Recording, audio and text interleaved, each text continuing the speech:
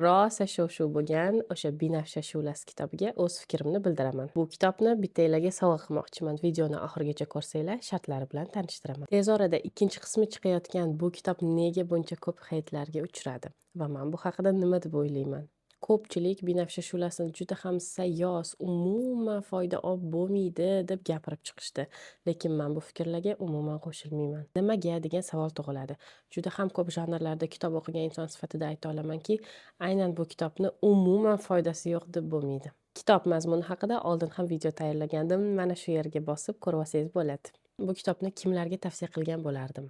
Kitob o'qishni endi boshlayotganlarga, yosh kitobxonlarimizga va albatta qiziqish uyg'otayotgan har bir inson o'qib ko'rsa ham bo'ladi. Yana bir ko'rsatmoqchi bo'lgan narsam kitobning dizayni.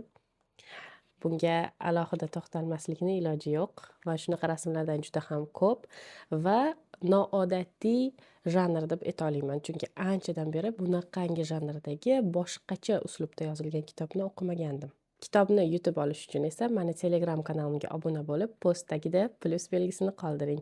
Bitta insonni tanlab sovg'a qilaman. Shu va shunga o'xshash har kunlik kitoblar haqidagi videolar uchun meni Telegram va Instagram sahifalarimga obuna bo'lib qo'ying.